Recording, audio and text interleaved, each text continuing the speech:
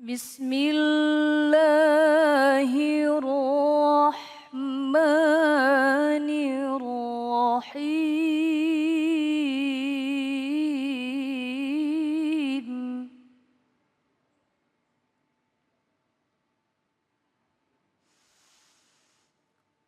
Kutiba alaikumul qitalu wa huwa kurhun lakum.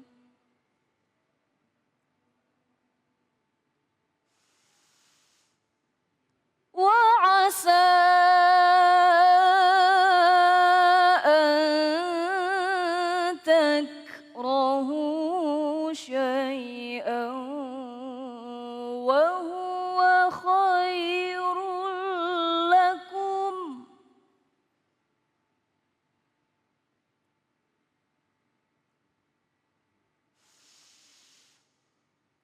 Wa asa an tuhibbu syai'an wa huwa syarrul lakum. Wallahu ya'lamu wa antum la ta'lamun.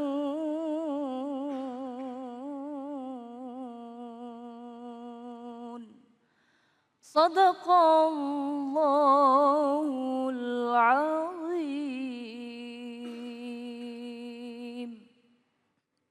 Bismillahirrahmanirrahim. Allahumma salli ala sayyidina Muhammad wa ala ali sayyidina Muhammad. Assalamualaikum warahmatullahi wabarakatuh.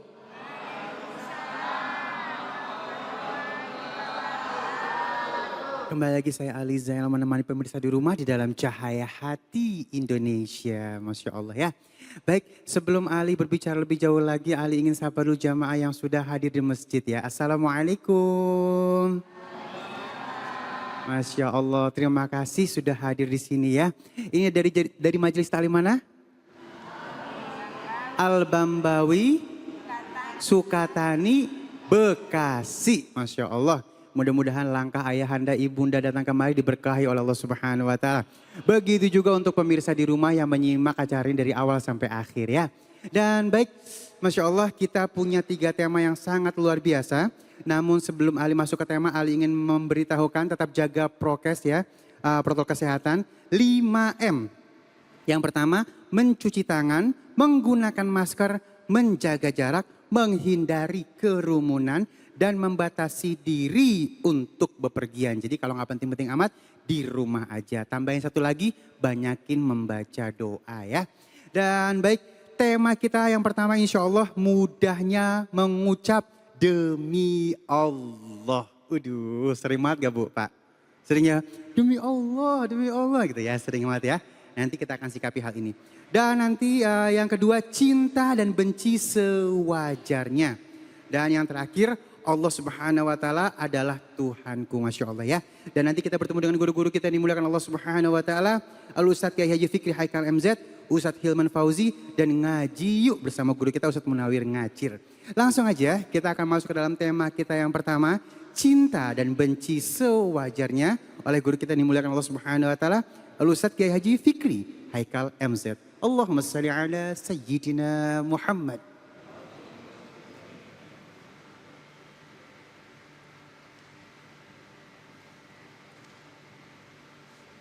Assalamualaikum warahmatullahi wabarakatuh.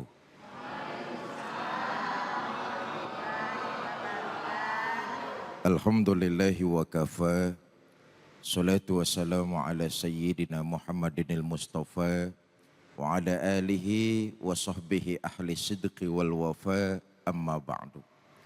Yang mulia para ulama, para kiai, para habaib, para asatiz dan asatizah. Yang saya hormati segenap pengurus DKM Masjid Bimantara, Gondang Dia, Jakarta Pusat. Bapak Ibu para jamaah, saudara-saudara pemirsa yang saya cintai. makhluk yang paling sempurna Allah ciptakan adalah manusia. Di dalam diri manusia Allah berikan hati, dan di hati itulah berkumpul berbagai macam perasaan, termasuk di dalamnya rasa cinta dan rasa benci. Saudara, karakter manusia memang bisa ekstrim. Dia bisa ke kiri, dia bisa ke kanan. Karena itu perlunya iftrah. Tidak berlebihan. Bahasa anak sekarangnya jangan lebay. Kalau cinta, kalau senang sewajarnya. Kalau benci sekedarnya. Bapak, Ibu, saudara-saudara, para pemirsa yang saya cintai. Karenanya diberikan batasan sekedarnya dan sewajarnya. Kalau cinta, ya cintailah sekedarnya. Bahkan menurut Erich Fromm, seorang psikoanalis dari Jerman, cinta itu rupanya menurut dia adalah seni. Karena seni menurut dia, perasaan cinta itu bisa dipelajari. Sama seperti seni melukis, sama seperti seni menyanyi, dan seni-seni yang lain. Maka cinta menurut dia seni, maka bisa dipelajari. Islam sudah mengajarkan lebih dulu. Perasaan cinta sewajarnya, perasaan benci sekedarnya. Kan Nabi ngajarin begitu.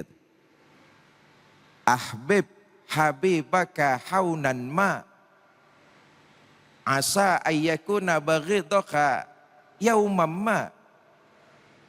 Kalau lagi cinta, kalau lagi senang sama orang, ya sewajarnya. Boleh jadi yang sekarang kita senengi, besok pagi berubah jadi orang yang paling kita benci. Ada nggak yang begitu tuh? Banyak. Saudara, umumnya kalau kita cinta, senang sama seseorang, kita terfokus pada kelebihan-kelebihan orang itu tuh. Kekurangannya kita nggak mau tahu. Kenapa? Karena kita udah kadung senang.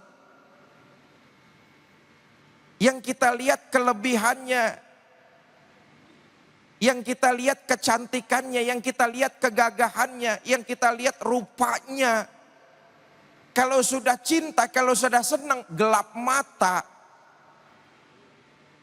Enggak cuma dengan sesama manusia, dengan harta. Kalau sudah cinta, bisa menghalalkan segala cara. Dengan jabatan, kalau sudah cinta, dikejar-kejar jabatan itu. Enggak peduli melanggar hukum agama, jilat yang atas, injak yang bawah, sikut kiri dan kanan. Lawan bisa jadi teman, teman sendiri diinjak-injak seperti lawan. Makanya Nabi mengatakan, kalau cinta, kalau senang sewajarnya. Boleh jadi yang kita senengin sekarang, besok pagi berubah jadi orang yang paling kita benci. Sebaliknya, kalau lagi benci kata Nabi, abghid baghidoka haunan ma asa ayyakuna habibaka yaumamma. Kalau benci, bencilah sekedarnya. Kenapa? Boleh jadi yang hari ini kita benci, besok berubah jadi orang yang paling kita cintai. Mula-mula mah gedegnya setengah mampus, 17 setan. Enggak gedek sama orangnya, sama keluarganya, semua digedekin. Tapi Allah balik hatinya jadi orang yang paling dia cintai. Mula-mula benci, tahu-tahu cinta. Karena itu cintai sewajarnya, benci sekedarnya. Kalau bencinya setengah mati, Allah balik. Allah paling gampang membulak-balikan hati kita. Begitu dibalik jadi orang yang kita cintai, kita malunya setengah mati. Bahasa orang kampung saya, mulut masih bebusa, kemarin masih ngata-ngatain tuh orang, sekarang udah seneng rupanya. Malu setengah mati. Bapak Ibu, saudara-saudara kaum muslimin yang saya cintai. Sayyidina Umar bin Khattab satu hari juga pernah memberikan penjelasan kepada sahabat Aslam. Aslam, ada apa Amirul Mukminin? Begini, jangan sampai perasaan cinta kamu membuat kamu terlena. Jangan sampai rasa bencimu membuat kamu sengsara. Sahabat Aslam bilang, "Lah, maksudnya bagaimana Amirul Mukminin? Jangan sampai rasa cinta membuat saya terlena. Jangan sampai rasa benci membuat saya tersiksa." Maksudnya gimana Amirul Mukminin? Begini, cinta sewajarnya, benci sekedarnya. Kalau kamu cinta, kalau kamu senang, kalau kamu gandrung, ya sewajarnya aja. Jangan kayak anak kecil, kalau lagi minta sesuatu senangnya bukan main, enggak diturutin sampai sakit.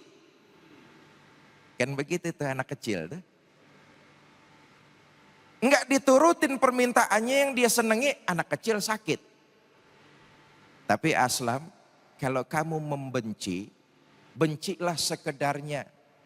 Sebab boleh jadi saat sekarang kamu benci, besok akan berubah hati kamu menjadi orang yang paling kamu cintai. Saudara, ini yang terjadi di tengah masyarakat kita. Cinta yang berlebihan, benci yang kelewatan. Kalau udah cinta, cinta banget kalau kata anak sekarang. Rela jadi bucin. Bucin apa tuh? Budak cinta. Kalau cinta, cinta yang berlebihan. Kalau benci, benci kebangetan. Ketahuilah yang membolak-balikan hati itu Allah. Cinta yang berlebihan memuja kepada pasangan, mendewa-dewakan pasangan, bisa jadi menuhankan pasangan. Setahun, 2 tahun, 3 tahun baru ketahuan belangnya, berubah cinta jadi benci setengah modar. Banyak nggak yang kayak begini nih? Bapak Ibu, saudara-saudara, para pemirsa yang saya cintai. Apalagi mohon maaf, cinta sewajarnya, benci sekedarnya. Cinta yang mutlak hanya kepada Allah dan Rasulnya. Di awal saya katakan bahwa kita ini diberikan oleh Allah hati. Di dalamnya ada perasaan cinta dan benci. Itu fitrah tuh. Quran juga sudah menegaskan bahwa manusia cinta kepada pasangan, manusia cinta kepada harta, kepada jabatan, kepada anak dan keluarga, itu fitrah, boleh. Tapi dikendalikan, cinta mutlak hanya kepada Allah dan Rasulnya, cinta kepada yang lain sekedarnya saja. Termasuk cinta kepada pasangan. Jangan totalitas. Islam mengajarkan yang tengah-tengah. Karena mutlak hanya cinta kepada Allah dan Rasulnya saja. Lah, terus kalau cinta kepada yang tengah-tengah bagaimana Pak? Saudara, begini.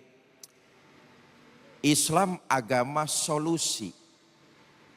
Bukan agama yang nakutin. Bukan juga agama yang gombalin. Islam agama yang realistis. Mengkontrol rasa benci dan rasa cinta di tengah-tengah. Bagaimana caranya? Kalau kita cinta, senang kepada sesuatu sekedarnya. Agar apa? Menimbulkan rasa nyaman kepada dia. Bahwa kita cinta kepada pasangan kita, suami cinta kepada istri, istri cinta kepada suami, harus. Tapi sewajarnya, bagaimana sewajarnya? Memberikan rasa tenang kepada pasangannya. Ini cinta nih.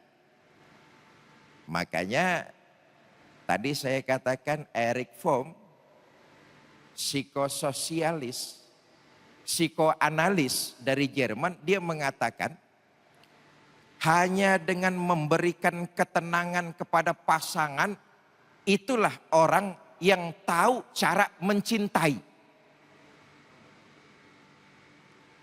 Kita cinta kepada pasangan kita, tapi terlalu posesif, memberikan ketenangan nggak sama pasangan?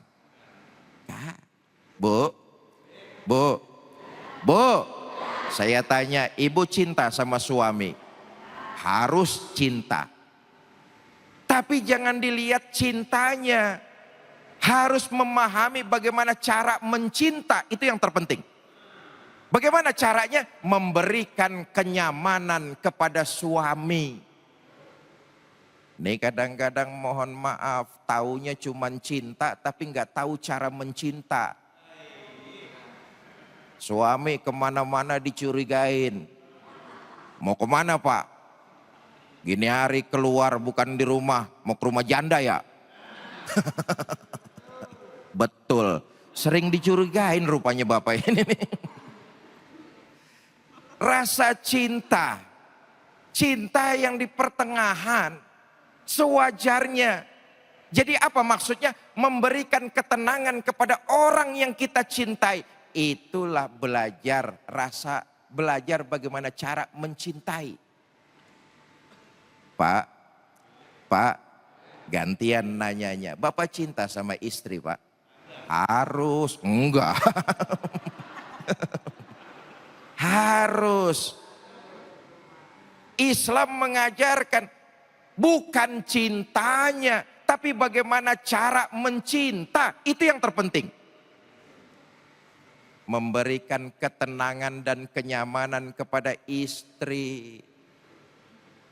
Jangan posesif. Kadang-kadang maaf loh. Kita ini taunya cuma cinta, tapi bagaimana cara mencinta kita nggak mau tahu. Sehingga yang terjadi adalah kalau kita suka jengkol, istri juga harus suka jengkol. Kalau dia nggak suka makan jengkol, dia nggak cinta sama saya. Tuh begitu tuh. Egois. Nah ngerti loh. Egois. Bagaimana dengan benci? Ya sama. Kalau kita benci, kalau kita sebel, berikan ketenangan kepada orang yang kita benci. Ini mohon maaf, kalau benci kelewatan. Kadang-kadang sampai sumpah serapah. Saking bencinya kita malah pengen orang yang kita benci itu sampai terucap di mulut kita. Orang yang kita benci mesti binasa dan musnah untuk selama-lamanya. Na'udzubillah, summa na'udzubillah. Jangan seperti itu karena Islam di tengah-tengah antara benci dan cinta sewajar dan sekedarnya. Allah yang membulak-balikan hati kita. Boleh jadi saat ini kita cinta, besok berubah jadi benci. Boleh jadi saat ini kita benci, besok berubah jadi cinta. Karena itu sewajarnya mutlak hanya cinta kepada Allah dan Rasulnya. Wallahu a'lam bishawab. Masya Allah, terima kasih guruku yang dimuliakan Allah Subhanahu wa Ta'ala ilmunya. Aduh, ngomongin cinta Bu kita Bu ya. Memang kadang-kadang kita cinta tapi nggak tahu caranya untuk mengungkapkan cinta, Masya Allah ya. Dan baik, aduh, kita akan masuk ke dalam tema kita yang kedua. Ini gak kalah serunya. Kenapa? Karena kita akan membahas tentang mudahnya mengucapkan demi Allah. Bersama guru kita yang dimuliakan Allah Subhanahu wa Ta'ala, Al-Ustadz Hilman Fauzi. Jangan kemana-mana, tetap bersama kami di Cahaya Hati Indonesia.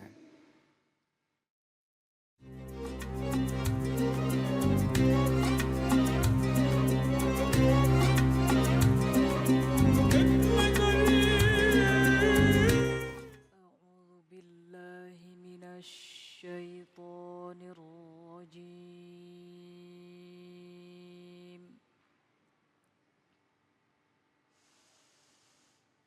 Bismillahirrahmanirrahim.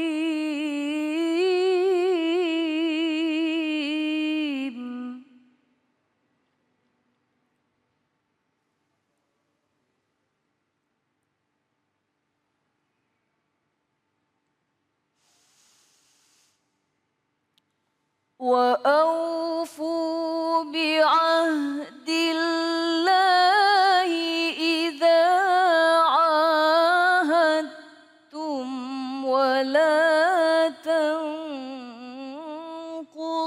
الأيمان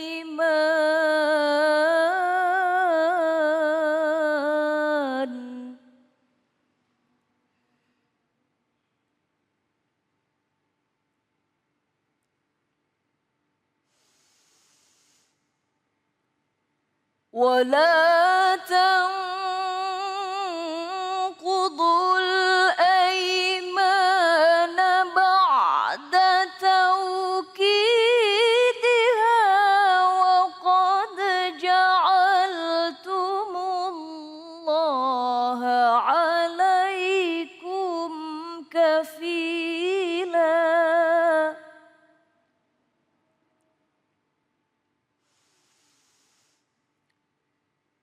إن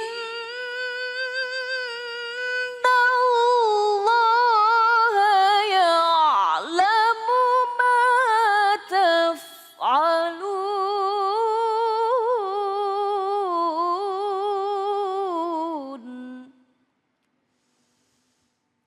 إن الله يعلم ما تفعلون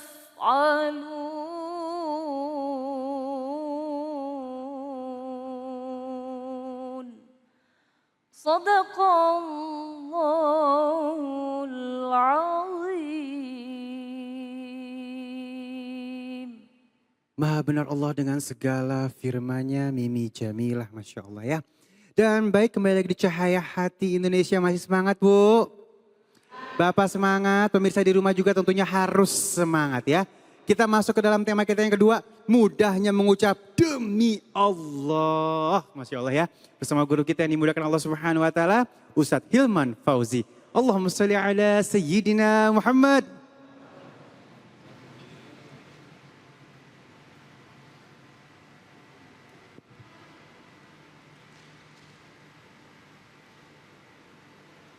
Bismillahirrahmanirrahim. Assalamualaikum warahmatullahi wabarakatuh.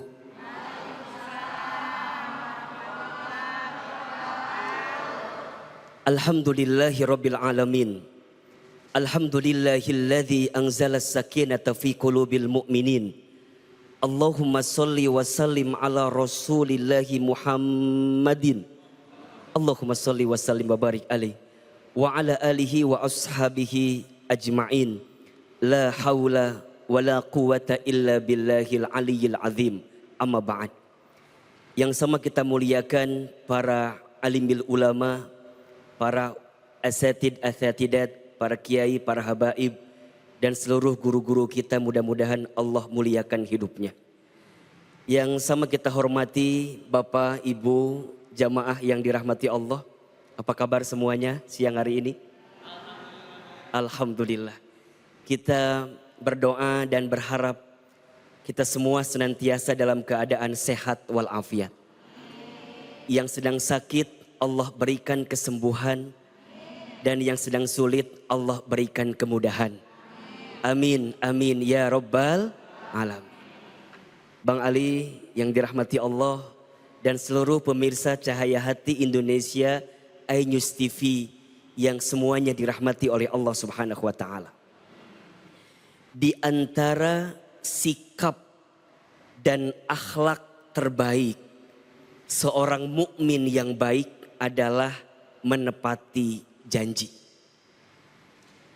Orang beriman itu kalau sudah berjanji ditepati janjinya. Orang beriman itu kalau sudah dia mengambil sumpah, maka dia tidak akan mungkin mengkhianati sumpah yang dia sudah sebutkan. Kenapa? Karena saat dia mengutarakan janji, dia berkata, dia berucap, bukan hanya sedang berhubungan dengan orang, tapi lebih dari itu, dia sedang berhubungan langsung dengan Allah Subhanahu wa Ta'ala. Maka disinilah kita sangat penting untuk benar-benar menepati janji, apalagi jika janji itu sudah menggunakan kalimat Allah di dalamnya. Kan gak sedikit di antara kita kalau bicara bawa nama Allah, betul apa enggak? Kalau sedang berkata kadang-kadang nyebutin kata demi Allah, padahal mohon maaf dia berdusta dengan perkataannya. Tidak sedikit dia berjanji dengan menggunakan nama Allah, tapi kemudian dia ingkar dengan janjinya. Bahkan mohon maaf dia diambil sumpah menggunakan Al-Quran, mengatasnamakan Allah, tapi dengan mudah tanpa merasa bersalah dia tidak amanah dengan sumpahnya. Kira-kira ada nggak yang begitu? Banyak atau sedikit? Di sini ada orangnya. Allahu Akbar walillahil hamd. Maka bagaimana Allah Subhanahu wa Ta'ala memerintahkan kepada kita dalam Al-Quran untuk menepati janji yang jika janji itu sudah dikaitkan dengan Allah Subhanahu wa Ta'ala. Ada di surat An-Nahl ayat 91 yang tadi Qari bacakan. A'udzubillahi minasyaitonirrajim, bismillahirrahmanirrahim. Kata Allah, wa'aufu bi'ahdillah idza ahadtum. Tepatilah janji. Penuhilah janjimu di hadapan Allah apabila engkau telah berjanji. Wala tanqudul aimana ba'da tauqidiha. Dan janganlah engkau ingkar dengan sumpah apabila engkau telah mengambil sumpah itu. Wa qad ja'altumullahu alaikum kafila. Padahal engkau telah menjadikan Allah sebagai saksinya. Innallaha ya'lamu ma taf'alun. Sesungguhnya Allah Maha mengetahui dengan apa yang kamu kerjakan. Punten mohon maaf. Contoh. Seorang suami, seorang laki-laki, ketika dia mengatakan akdun nikah, saat dia menikah, dia berjanji atau tidak itu? Dia bersumpah atau tidak? Dia mengatakan ketika itu, saya terima nikahnya Fulanah binti Fulan. Perempuan ini dari anak seorang ayahnya. Dengan mas kawin sekian, dengan mas kawin sekian dibayar tunai. Itu janji atau bukan? Itu sumpah atau bukan? Maka mohon maaf, seorang suami yang ketika dia mengatakan janjinya di hadapan ayah dari perempuan, sesungguhnya dia sedang mengambil janji di hadapan Allah yang kalau dia paham, maka seorang suami tidak akan mungkin menyakiti perasaan istrinya. Kenapa? Karena di saat yang bersamaan dia sedang berjanji di hadapan Allah Subhanahu. Punten mohon maaf. Ibu-ibu yang ada di sini punya suami apa enggak? Cinta sama suaminya. Sayang sama suaminya. Sayang aja atau sayang banget?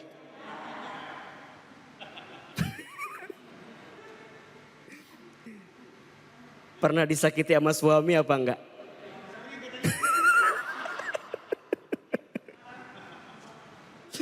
Allahu Akbar walillahil hamd.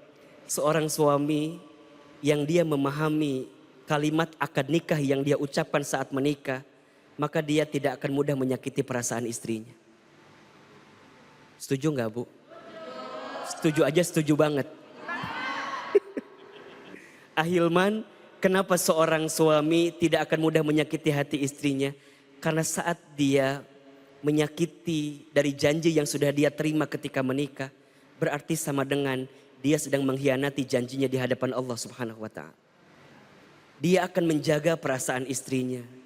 Dia akan menjaga setiap tata kata yang dilontarkan kepada istrinya. Karena dia ingin bagaimana setiap janji yang dia ucapkan ketika akad nikah itu menjadi kemuliaan di hadapan Allah Subhanahu wa Ta'ala. Begitu sebaliknya. Pak, punya istri di rumah? Kok nggak ngaku begini? Punya istri di rumah? Para ibu, duhai para istri, ketahuilah. Ketika Anda sudah menjadi istri dari suami Anda, maka di saat yang bersamaan maknanya adalah Anda menyerahkan tentang diri Anda kepada suami Anda.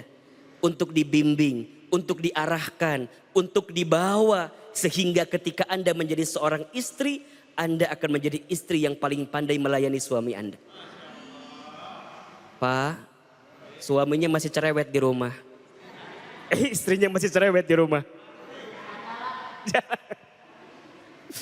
Maka apa yang terjadi pada akhlaknya? Seorang istri akan pandai menerima apa yang suaminya berikan. Seorang istri akan pandai merawat tubuhnya, merawat kecantikannya, menghormati suaminya. Kenapa? Karena di awal menikah seorang istri sudah menyerahkan lahir dan batin tentang dirinya kepada suaminya. Maka ini hal-hal yang sederhana sebenarnya. Di rumah tangga kita, ketika kita menjaga kebaikan dari diri kita karena ada janji yang pernah terikat dari akad nikah yang pernah kita lontarkan di awal menikah itu.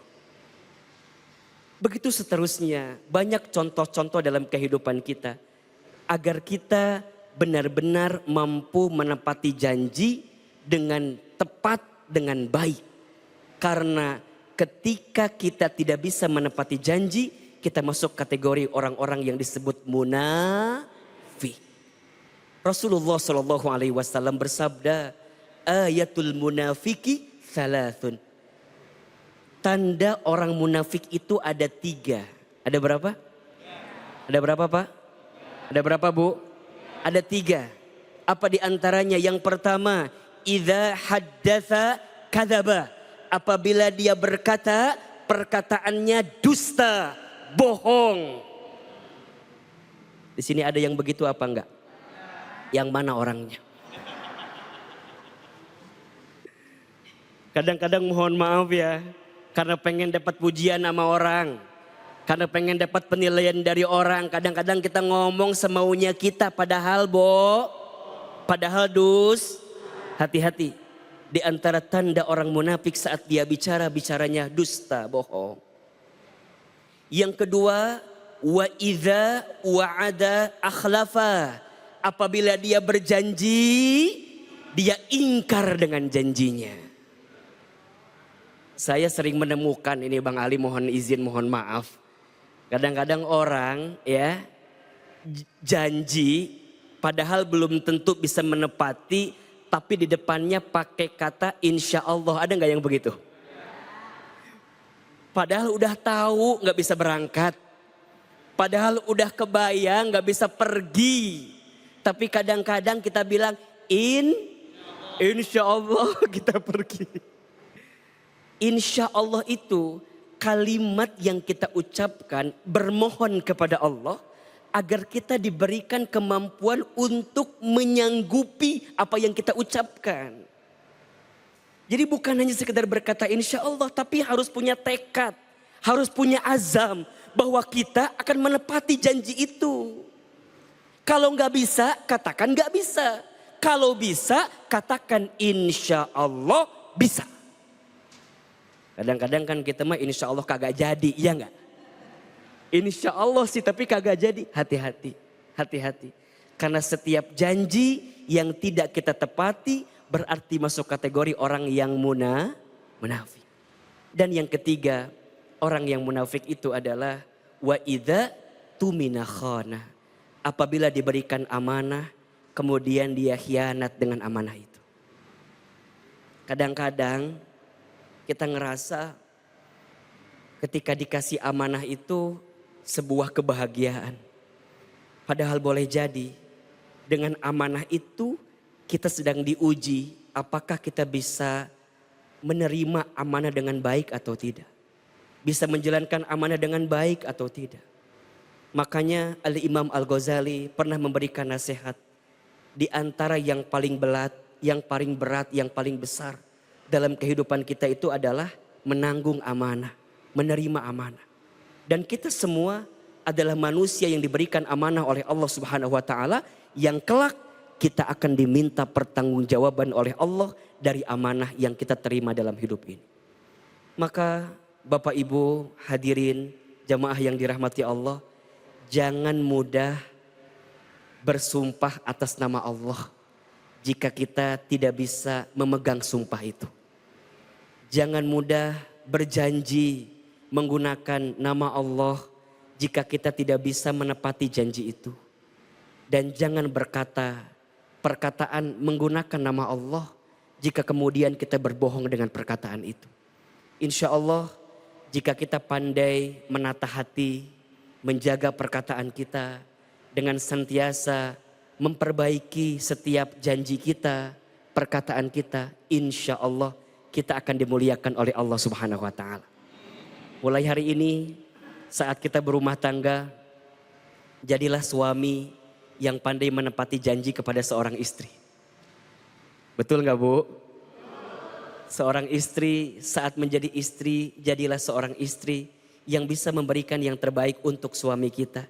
Karena insya Allah kita akan mendapatkan kemuliaan dari Allah Subhanahu wa Ta'ala. Mudah-mudahan bermanfaat. Wallahu a'lam bishawab. Masya Allah, terima kasih guruku ilmunya. Masya Allah ya, barokah buat kita semuanya. Dan baik, sesaat lagi kita akan bahas tentang tema kita yang ketiga. Allah Subhanahu wa Ta'ala adalah Tuhanku. Jangan kemana-mana, tetap bersama kami di Cahaya Hati Indonesia.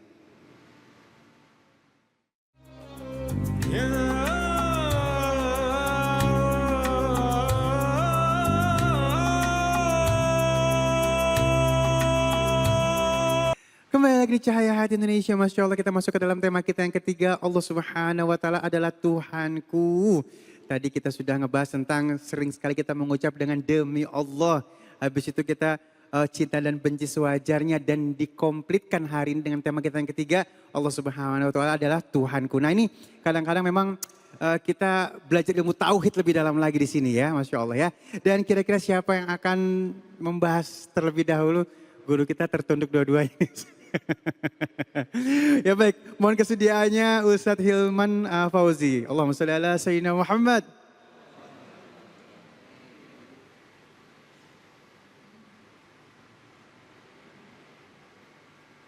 Bismillahirrahmanirrahim. Mohon izin guru kita Kiai Fikri. Bapak Ibu hadirin yang dirahmati Allah Subhanahu wa Ta'ala. Saat kita dalam rahim ibunda kita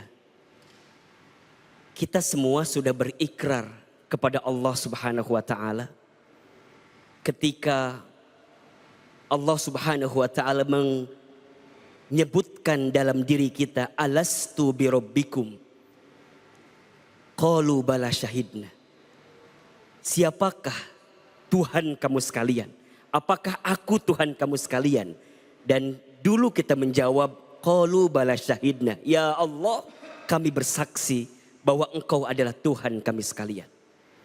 Allah Subhanahu wa Ta'ala adalah Tuhan yang memberikan kebaikan dalam kehidupan kita. Yang menghidupkan kita dialah Allah. Yang mengatur urusan kehidupan kita dialah Allah. Yang mengatur rezeki kita dialah Allah. Bahkan yang mematikan kita dialah Allah. Maka ketika kita memahami hidup kita semua diatur oleh Allah, maka hendaknya setiap tindak tanduk gerak langkah kehidupan kita harus bertujuan untuk Allah Subhanahu wa Ta'ala. Inna sholati wa nusuki wa mahyaya wa mamati lillahi rabbil alam. Sesungguhnya salatku, ibadahku, hidupku, matiku hanya karena dan untuk Allah Subhanahu wa Ta'ala. Ketika dia mendapatkan nikmat, maka keluar kalimatnya alhamdulillah. Segala puji bagi Allah. Ketika dia mendapatkan musibah, mendapatkan ujian, maka keluar kalimatnya inna lillahi wa inna ilaihi raji'un. Sesungguhnya semua milik Allah dan akan kembali kepada Allah. Ketika melihat sesuatu yang mempesona, sesuatu yang baik, keluar kalimatnya Masya Allah. Ketika melihat sesuatu yang boleh jadi tidak baik, maka keluar kalimatnya Subhanallah. Ketika berbuat dosa, berbuat salah, maka keluar kalimatnya Astaghfirullah. Lisannya hanya Allah yang keluar. Pikirannya hanya Allah yang terpikir. Hatinya hanya Allah yang terpaut. Maka ketika dia mendapatkan kebaikan dalam hidupnya, dia kembalikan kepada Allah. Hadza min fadli Rabbi. Ini semua keutamaan dari Allah Subhanahu wa taala. Ibu bapak hadirin yang dirahmati Allah, kalau hidup kita mau bahagia, lihatlah semua pemberian Allah itu dengan sempurna. Demi Allah, tidak ada yang kurang yang Allah berikan. Setuju apa enggak? Betul apa betul? Tidak ada yang kurang yang Allah berikan. Yang kurang siapa? Yang kurang siapa? Yang kurang diri kita saja. Ahilman, kita kurang apa? Kurang banyak. Dikasih nikmat, kurang syukur. Dikasih ujian, kurang sabar. Ketika beramal, kurang ikhlas. Ketika ada takdir, kurang ridho. Kalau dikumpulin, mohon maaf, kurang ajar. Betul apa betul? Iya apa iya? Jadi yang kurang Allah atau kita? Allahu Akbar. Demi Allah, tidak ada yang kurang yang Allah berikan kepada kita. Yang kurang hanyalah kita. Maka hadirin yang dirahmati Allah, ketika kita bicara Allah Tuhanku, Allah Tuhan kita, belajarlah terus menerus agar menjadi hamba yang Allah cintai dalam kehidupan kita. Barakallahu fikum.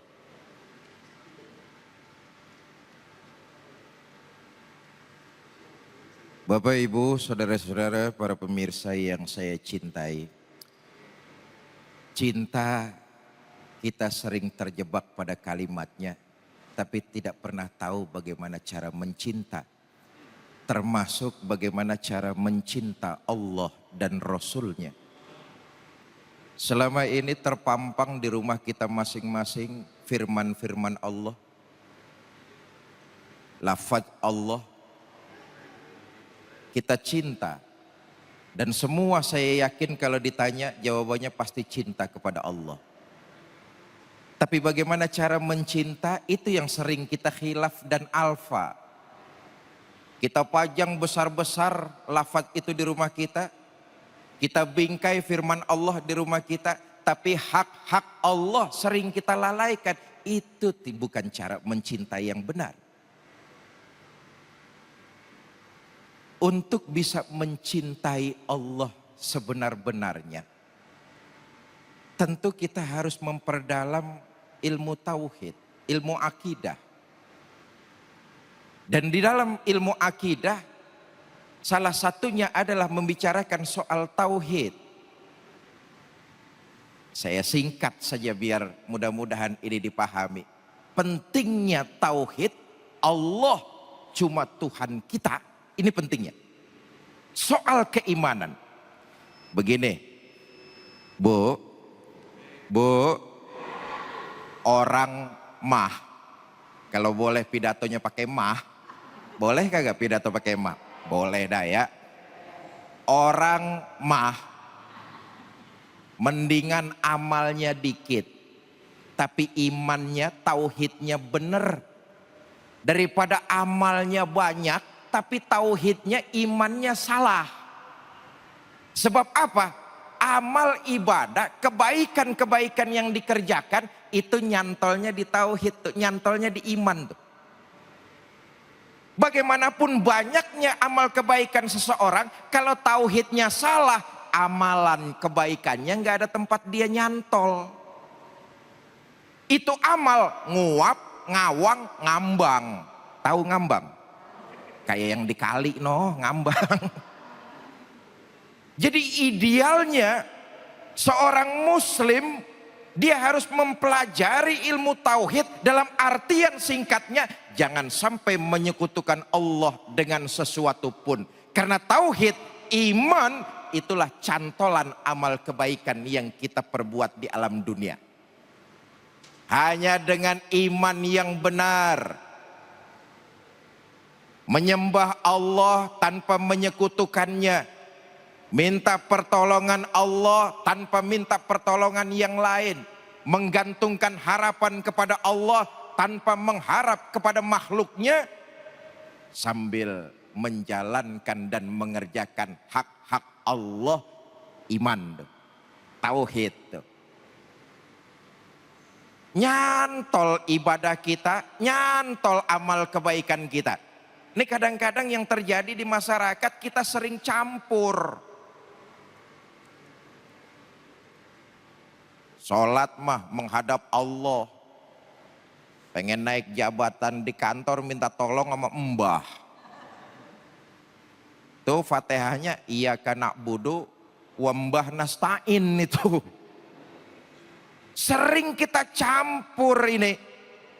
Cuma sekedar cinta kepada Allah, tapi cara mencintainya nggak diperdalam. Karena itu ini penting, iman yang menyelamatkan kita kehidupan di dunia, lebih-lebih di akhirat nanti. Karenanya salah dan dosa, maaf ya, salah dan dosa memang tempatnya kita manusia. Tapi kalau harus berbuat salah, ini persoalan nih. Saya ulangi, salah dan dosa memang tempatnya kita manusia. Tapi kalau harus berbuat salah, cari dah kesalahan yang ringan-ringan aja. Nyolong sendal misalnya, jangan sampai, jangan sampai. Sebab kalau sudah kesalahannya menyekutukan Allah, ini parah Pak. Kalau sampai kesalahannya adalah menduakan Allah, na'udzubillah, summa na'udzubillah. Sengsara di dunia, sengsara kekal di akhirat nanti. Karena itu filter, kunci, dan keselamatan kita tidak lain adalah tauhid. Kalau memang kita lisan kita, tadi yang sudah disampaikan oleh Ustadz Hilman, orang beriman itu fikiran, hati, ucapan, lisan, perbuatan, semuanya ditujukan kepada Allah Subhanahu wa Ta'ala. Lisannya, lidahnya basah dengan zikir, hatinya tidak ada yang kosong dari mengingat Allah Subhanahu wa Ta'ala. Nilai-nilai iman. Wallahu a'lam bishawab. Masya Allah, terima kasih guru-guru yang dimuliakan Allah Subhanahu wa Ta'ala. Dan sesaat lagi kita akan menjawab pertanyaan-pertanyaan yang sudah masuk melalui media sosial kita. Jangan kemana-mana, tetap bersama kami di Cahaya Hati Indonesia.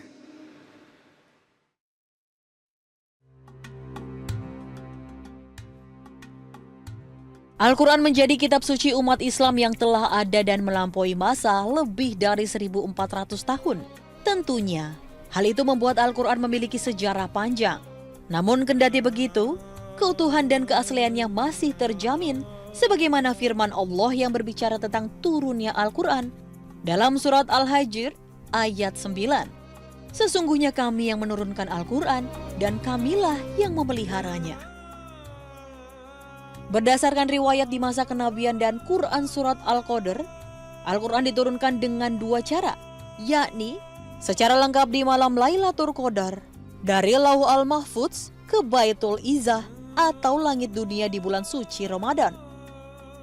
Kedua, Al-Quran diturunkan secara bertahap kepada Nabi Muhammad SAW, kira-kira dalam kurun waktu 23 hingga 25 tahun.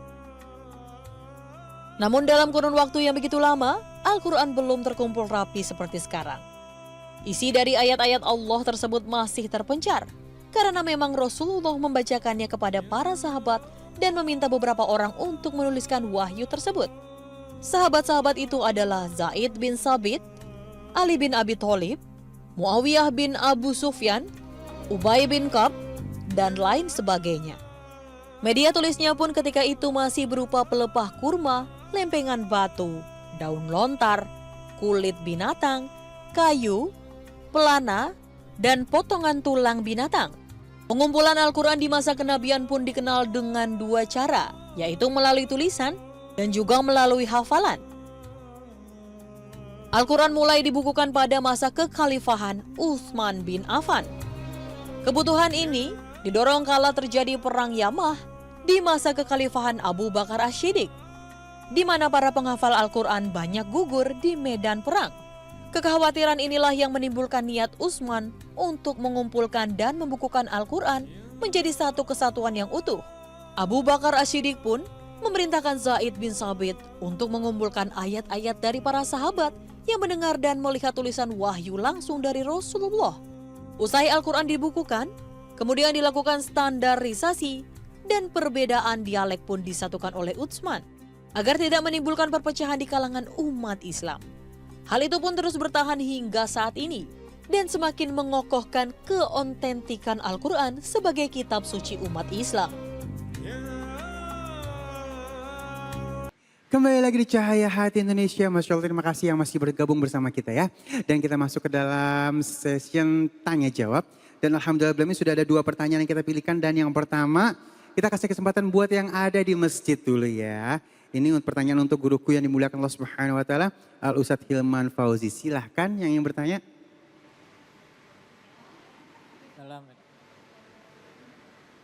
Assalamualaikum warahmatullahi wabarakatuh. Waalaikumsalam warahmatullahi wabarakatuh.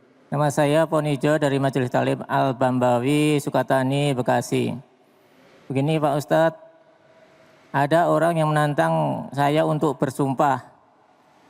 Tetapi kalau kita nggak mau bersumpah, itu dianggapnya bohong. Bagaimana itu Pak Ustadz? Terima kasih. Wassalamualaikum warahmatullahi wabarakatuh. Waalaikumsalam warahmatullahi wabarakatuh. Pertanyaan bagus banget. Dan ini mewakili banyak orang. Berani sumpah nggak? Gitu ya. Kalau nggak berani sumpah bohong gitu ya. Silakan guruku. Ya baik, bismillah.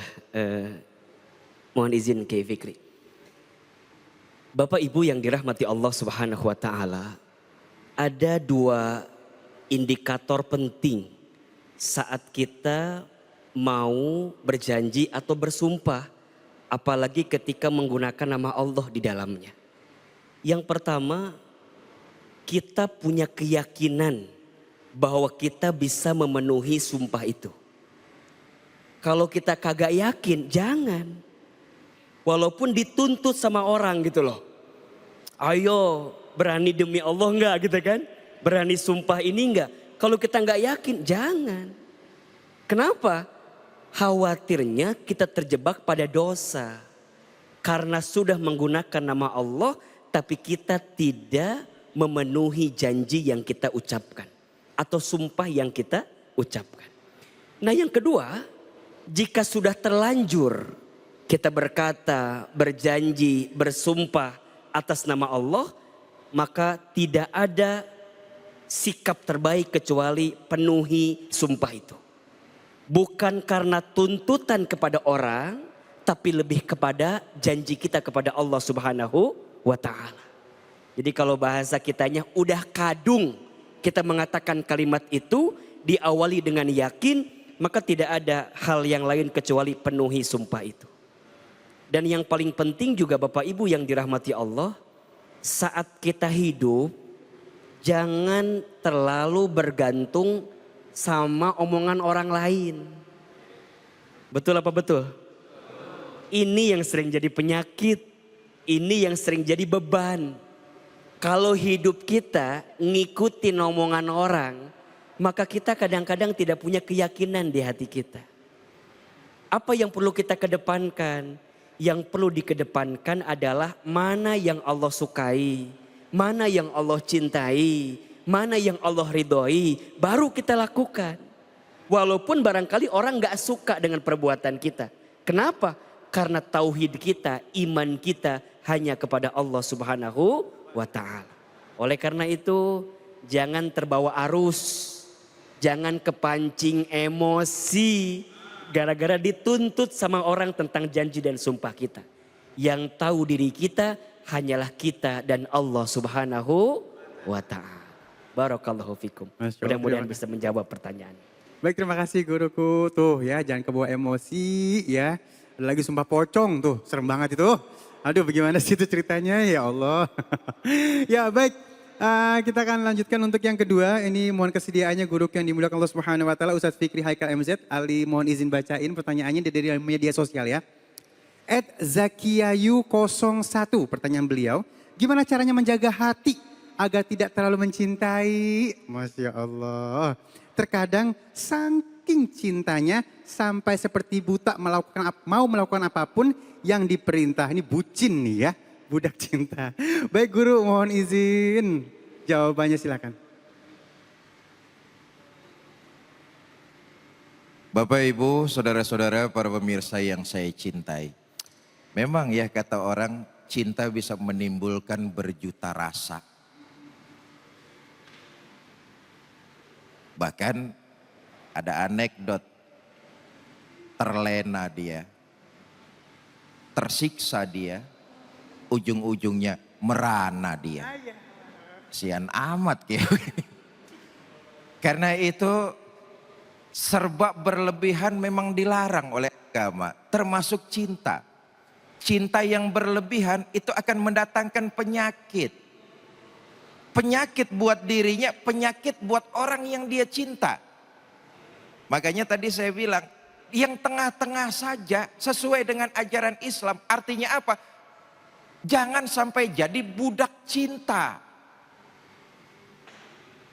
Molot, ketuhanan yang Maha Esa. Begitu ngejar jabatan, kesetanan yang berkuasa. Akhirnya ajaran-ajaran Tuhan ditabrak, dilanggar. Diikuti hawa nafsunya, merusak dirinya, merugikan rakyat banyak. Ini yang terjadi nih. Yang berlebihan merusak diri sendiri, merusak orang lain. Apalagi orang yang kita cintai. Bapak, Ibu, saudara-saudara, para pemirsa yang saya cintai. Karena itu jangan sampai hal yang berlebihan. Cinta ya sewajarnya. Bagaimana caranya? Memberikan ketenangan kepada orang yang kita cintai. Cinta kepada istri, berikan ketenangan. Jangan posesif. Sebab begini ya, nikah itu dalam agama milkul manfaah, bukan milkul mutlak. Perbedaannya, saudara kalau beli motor itu milkul mutlak tuh. Setelah saudara bayar tunai, cash, nggak ngutang, tuh motor terserah. Saudara mau pakai, boleh. Saudara mau ceburin ke kali, boleh. Saudara mau gantung di pohon, nggak apa-apa punya saudara. Mutlak saudara apakan saja, terserah. Milkul mutlak. Tapi suami istri milkul manfaat. Karena itu harus dijaga juga perasaannya. Cinta berikan ketenangan. Itu bukti rasa cinta tuh. Benci juga berikan ketenangan. Jangan ganggu-ganggu. Biasanya kita kalau udah benci nih, kita ganggu tuh orang. Kita fitnah kemana-mana. Kita jelekkan di depan umum. Supaya orang tersebut hancur harga dirinya. Ini luar biasa kejinya nih. Karena itu pesan saya kepada Mbak Saskia ya. Cintailah sewajarnya. Kenapa? Supaya kalau satu saat pasangan kita melakukan perbuatan salah menurut kita, kita gampang maafinnya. Nah ini nih, Bu, cinta sama suami sewajarnya. Suami bukan malaikat. Kalau satu saat ibu masakin sayur, begitu dicobain sama suami matanya melotot, ibu jangan marah-marah. Oi, nyengir aja lo, dengerin. Kalau sewajarnya satu saat pasangan kita berbuat salah, kita legowo. Suami juga begitu. Kalau satu saat istri berbuat salah, berikan ketenangan. Gampang maafinnya, enggak ngungkit-ngungkit. Oi, Pak, jangan suka ngungkit sama bini. Duit kasihin aja semua. Cuman yang disimpan banyakan lagi. Kalau benci, benci juga sekedarnya. Kenapa? Siapa tahu hari ini kita benci, besok jadi orang yang kita cintai. Berkoar kemana-mana, benci sama si fulan, benci sama si fulan, benci sama si fulan. Fulan datang bawain kue bolu, luluh hati kita. Orang sekampung lihat baru kemarin kita caci maki di depan orang rame. Sekarang kita senangnya sama fulan bukan main. Malu hati kita tuh. Karena itu Islam agama solusi, Islam agama yang real, mengajarkan kepada manusia untuk jalan-jalan kebaikan. Wallahu a'lam bishawab. Masya Allah, terima kasih guruku ilmunya. Aduh, nih hari ini kalau kita sikapi dari awal sampai akhir, banyak banget ilmu yang kita dapatkan. Benar nggak Bu? Benar ya Pak ya? Lalu juga pemirsa di rumah ya. Dan Masya Allah sesaat lagi kita akan masuk ke dalam sesi khusus. Kita akan memperbaiki bacaan Al-Quran kita bersama guru kita Ustadz Munawir Ngacir. Jangan kemana-mana, tetap bersama kami Cahaya Hati Indonesia.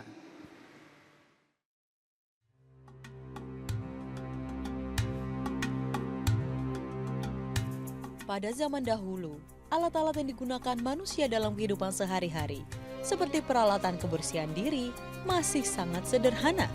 Meski seiring perkembangan zaman dan kemajuan teknologi, menciptakan produk-produk kebersihan diri yang lebih inovatif, variatif, dan praktis. Terdapat sebuah peralatan kebersihan masa lalu yang masih digunakan hingga kini, karena memiliki segudang manfaat, yaitu siwak.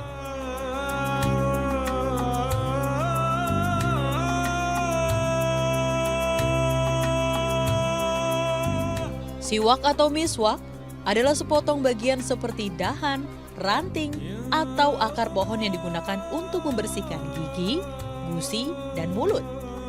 Biasanya, siwak terbuat dari bagian pohon Salvadora persiska.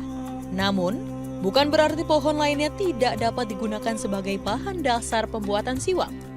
Selama bahan yang digunakan lunak dan lembut, tentu siwak dapat dibuat. Selain bersyarat lunak dan lembut, siwak pun harus bersifat basah atau mudah dibasahkan, juga bisa membersihkan dan memiliki serat. Karena serat-serat yang terdapat pada siwak nantinya akan membersihkan seisi mulut, khususnya gigi, gusi, dan sela-sela di antaranya. Sifatnya yang mudah basah pun mempermudah proses pembersihan tersebut.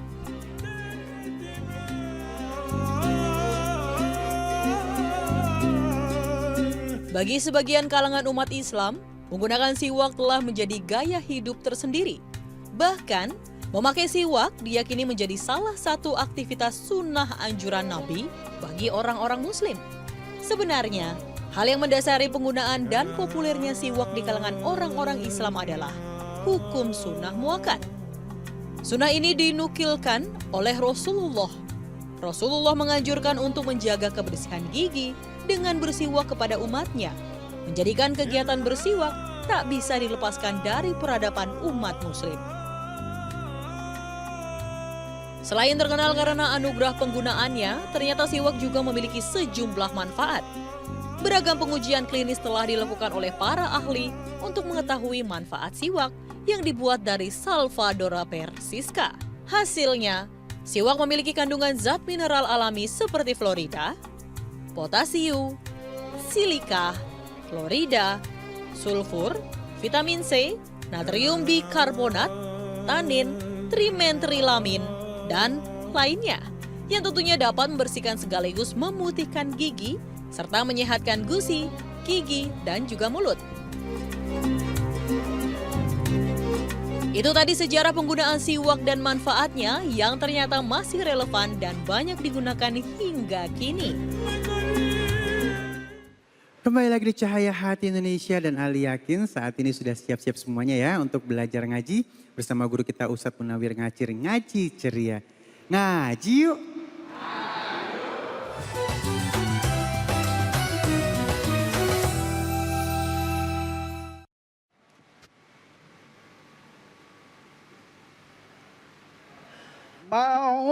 مولاي صل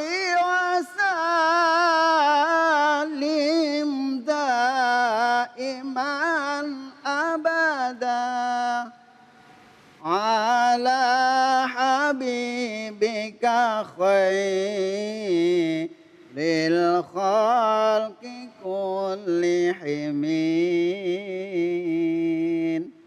Assalamualaikum warahmatullahi wabarakatuh.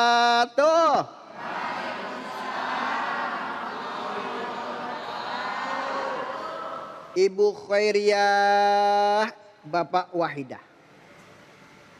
Ibu Beco, Bapak Ratinem. Itu nama-nama orang. Alhamdulillah. Bismillahirrahmanirrahim. Warattilil Qur'ana tartila.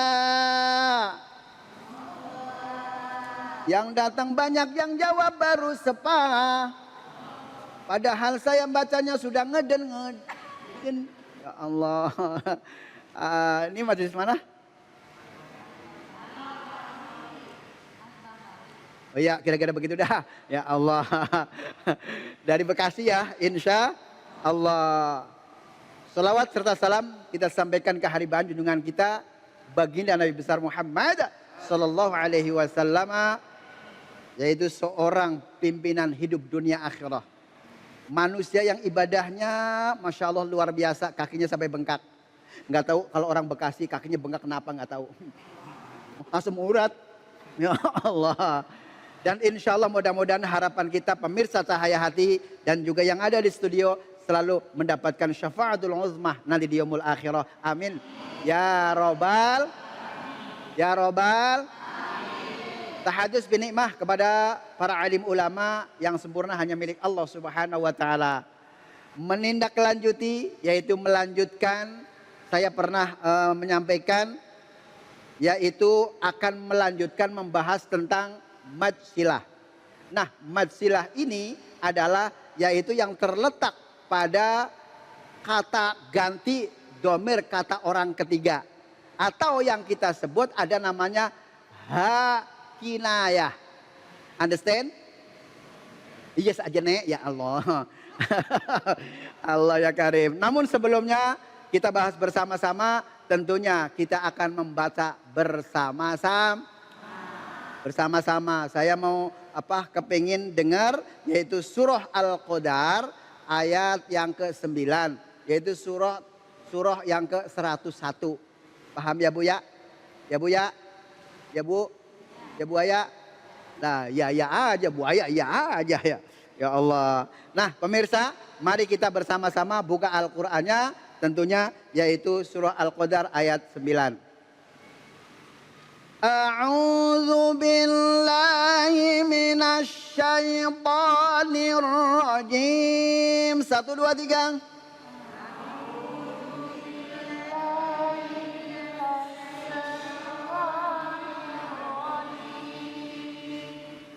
Bismillahirrahmanirrahim.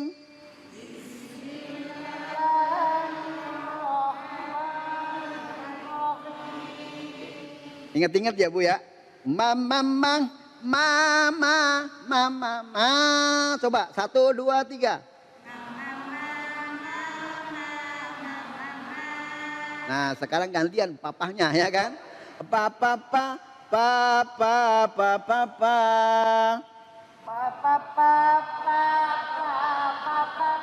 Nah, Allah. Alhamdulillah. Sekarang tinggal masukin surah Al-Qadar ya. Namun sebelum membaca langsung semuanya, kata per kata dulu ya, biar nanti pas suaranya dan makhrajul hurufnya pas.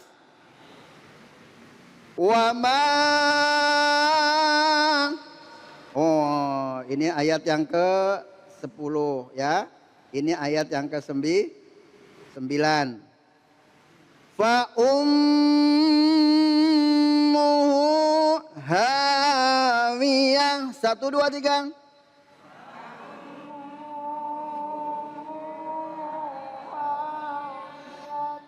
Hawiyah. Fa ummuhu. Ulangi lagi 1 2 3. Di pas hamzahnya yang di doma, umnya itu dibaca dengung ya, dibaca Atau ini yaitu dibaca gunnah ya.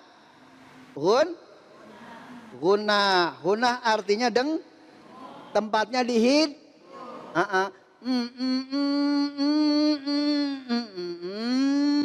Gitu ya. Coba bareng 1, 2, 3. Iya kayak penyanyi Cherry Bell ya. Alhamdulillah. Nah di sini tempatnya adalah Haisum. Oke. Nah Haisum. Yaitu hidung. Nah kalau misalkan sini apa namanya dari hidung, tentunya kita harus pakai dengung ya, berengangang ya, berengangang itu. Nah kalau sudah apa namanya haisum itu panjangnya adalah cuma 1 alif. Nah ya kan? Fa hawiyah 1, 2, 3.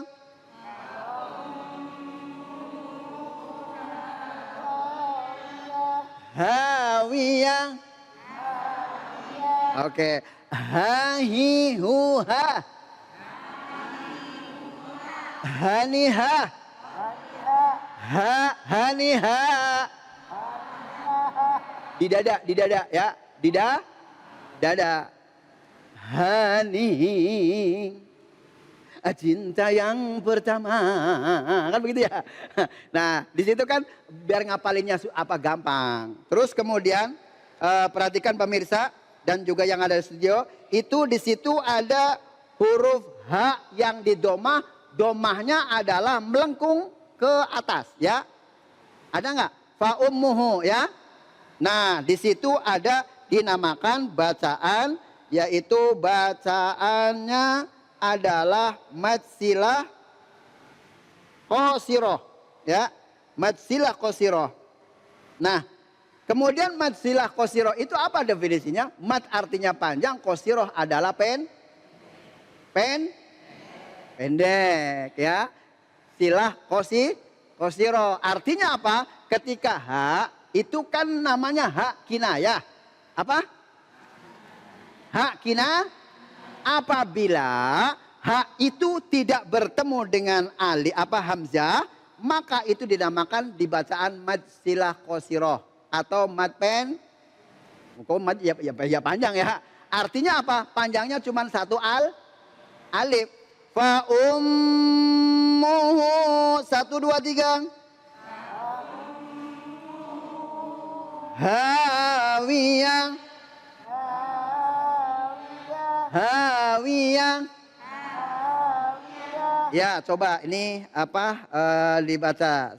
Siapa namanya? Wiwi ya. Si Wiwi. Silakan. Wahid, Isnain, Talasa. Ayo. 1, 2, 3. Fa ummuhu hawiyah. Coba diulang lagi. Fa ummuhu hawiyah. Masya Allah. Wiwi sekarang kelas berapa sekolahnya? Hah? 1 SMK. 1 SMK. 1 SMK. Masya Allah. Kalau anak segini didikin baca Qurannya udah bagus kan, Masya Allah, luar biasa ya. Nah kemudian yang satu lagi, Mas siapa namanya nih? Wah Ilham, Masya Allah. Silakan dicoba lagi. 1, 2, 3. Fa ummuhu hawiyah. Coba diulangi lagi. 1, 2, 3. Fa ummuhu hawiyah. Nah pemirsa, fa fi fu fa ya. Ya. Fa ummuhu hawiyah. 1, 2, 3. Fa ummuhu hawiyah. Hawiyah. Hawiyah. Nah di sini kan ada tak marbutoh. Pak. Ada tak marbut toh, bukan tak tanis. Kalau ini begitu ada tak marbutoh ketika diwakafkan atau diberhentikan terakhir huruf H. Huruf? Contoh yang lain. Hayya 'alas shalah.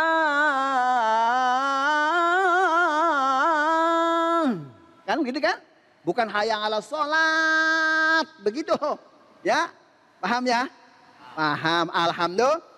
Sekarang yang berikutnya yaitu ayat yang ke-10 yaitu surah Al-Qadar. Wa ma adraka ma hiya. 1 2 3.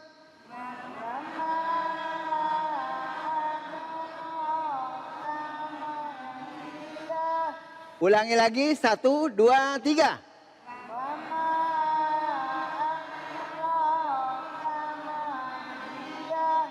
Nih dengerin, Bu, kelihatannya serius, apa udah bener nggak taunya pengucapannya nih. Wa ma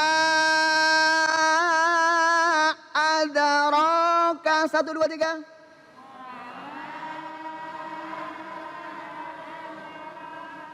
Oke. Pemirsa, ini ketika alif bertemu dengan hamzah dalam 2 kata dinamakan mad jaiz munfasil.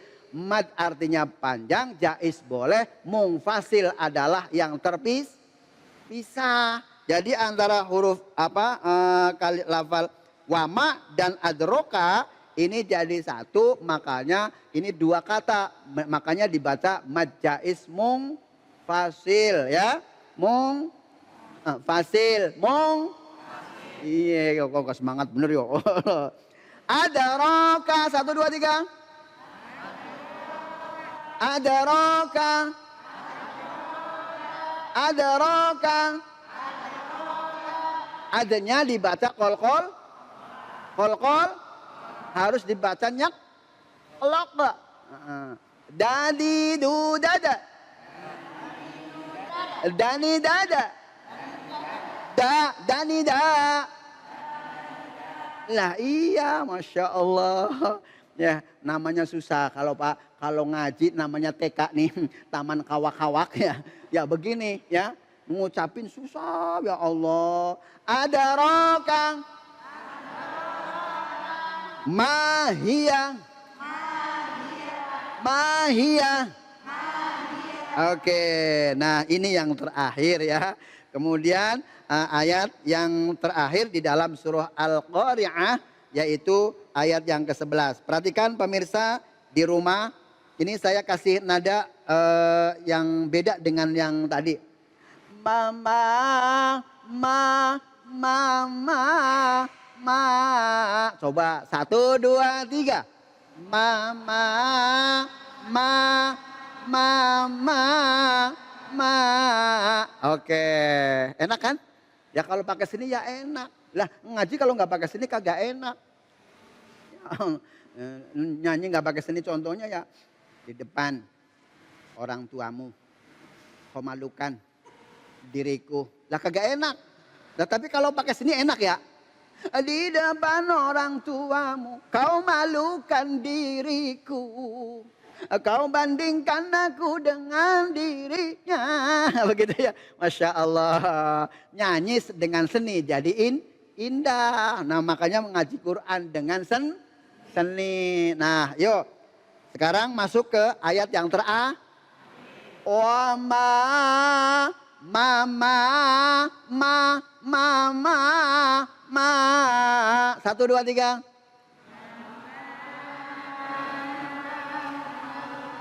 Oke. Narun hamiyah. Coba sekali lagi dengan pemirsa yang ada di rumah. 1 2 3.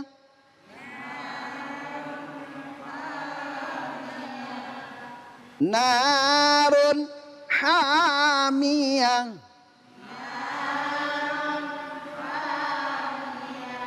Hamiyah. Coba Win. Hamiyah. 1 2 3. Wiwin. Mak. Allah. 1 2 3. narun hamiyah. Coba yang kencang, yang apa tegas. Ayo 1, 2, 3.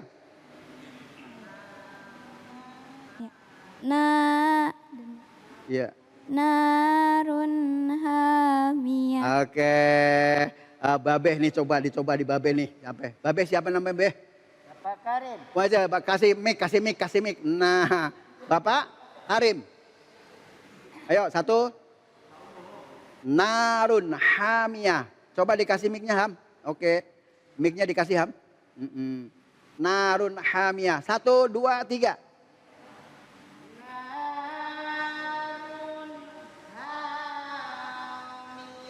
Masya Allah, cakep. Tapi ada tambahan ya buat Pak apa namanya Pak. Iya Pak Karim. Udah mulia terus ya. Masya Allah. Nih, narun hamiyah. 1, 2, 3. Narun hamiyah. Hamiyah. Hamiyah. Nah, begitu. Hahihuha. Kakiku. Ya Allah. Coba dipakai mic coba. Coba. Nah. Coba Pak Karim. Ayo Pak Karim. Ini jagonya Pak Karim nih sekarang nih. Ya Allah. Ayo Pak Karim. Nih dengerin Pak Karim. Pak Karim. Ini kesini lihat kesini. Kesini dulu kesini. Lihat kesini. Nih lidahnya begini. Hamiyah. 1, 2, 3. Coba pakai mic. Nah, ayo. Hamiyah. Ulangi lagi. Hamiyah. Hamiyah. Narun hamiyah.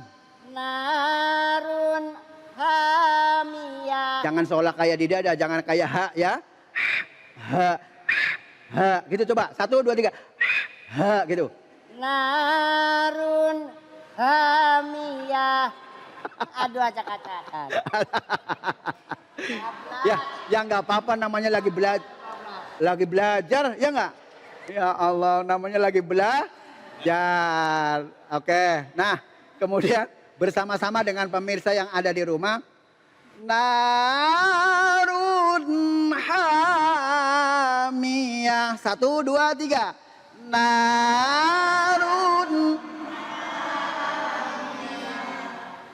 Sadaqallahul azim. 1, 2, 3.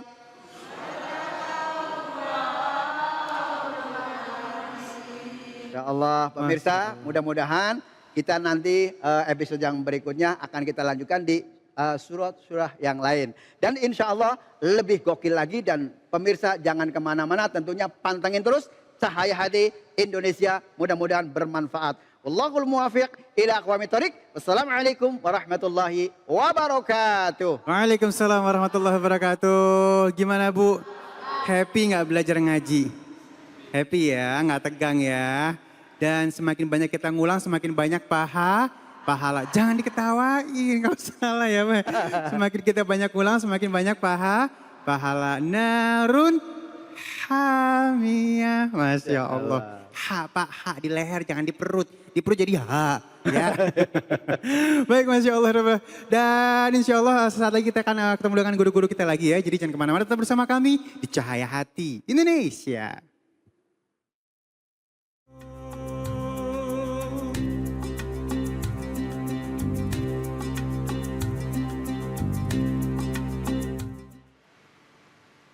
Bismillahirrahmanirrahim. Bapak Ibu hadirin pemirsa yang dirahmati Allah. Selama kita hidup, maka selama itulah kita harus menghadirkan akhlak yang baik dalam kehidupan kita. Saat berkata, berkatalah yang jujur. Saat berjanji, tepati janji kita dengan baik. Dan saat diberikan amanah, maka jaga amanah itu dengan penuh kebaikan. Karena barang siapa yang mampu menghadirkan akhlak yang baik dalam kehidupannya, maka dia akan mendapatkan pahala terbaik. Bukan hanya di dunia, tapi insya Allah sampai di akhirat. Mudah-mudahan kita bisa menjadi pribadi yang memiliki akhlak yang baik dalam kehidupan. Astaghfirullahalazim, astaghfirullahalazim, astaghfirullahalazim. A'udzu billahi minasyaitonir rajim. Bismillahirrahmanirrahim. Alhamdulillahi rabbil alamin. Allahumma salli wa sallim wa barik ala sayyidina Muhammad wa ala alihi wa sahbihi ajma'in. Allahumma ya muyassir kulli asir, yassir alaina kulla asir, fatafsirul asir alaika yasir. Allahumma ma la yahtaju ilal bayani wa tafsir, hajatuna ilaika kathir, wa anta alimun biha wa basir. Allahumma arhamna fa innaka khairur rahimin. Allahumma gfir lana fa innaka khairul ghafirin. Allahumma rizukna fa innaka khairul razikin. Allahumma aftah lana fa innaka khairul fatihin. Allahumma arhamna fa innaka khairur rahimin birahmatika ya arhamar rahimin. Rabbana atina fid dunya hasanah wa fil akhirati hasanah wa qina azabannar. Wa sallallahu ala sayyidina Muhammad wa ala alihi wa sahbihi wasallam. Wa akhiru da'wana alhamdulillahi rabbil alamin. Alhamdulillahirabbil alamin. Terima kasih guru-guru yang dimuliakan Allah Subhanahu wa taala. Al Ustadz Hilman Fauzi, Kiai Haji Fikri Haikal MZ, Ustadz Munawir Ngacir, Mimi Jamilah. Terima kasih juga untuk seluruh yang hadir di masjid dan pemirsa yang di rumah ya. Dan jangan lupa terus untuk menjaga protokol kesehatan dengan 5M, mencuci tangan, menggunakan masker, menjaga jarak, menghindari kerumunan, dan membatasi diri untuk bepergian. Kalau nggak penting-penting amat, di rumah aja ya. Saya Ali Zainal Dudiri, Assalamualaikum warahmatullahi wabarakatuh. Salatullah,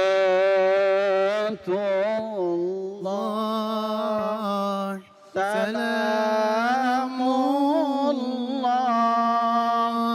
ala Taha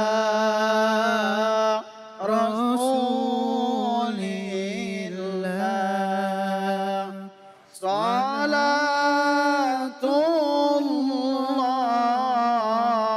salamullah ala Yasin Habibillah. Salatullah, salamullah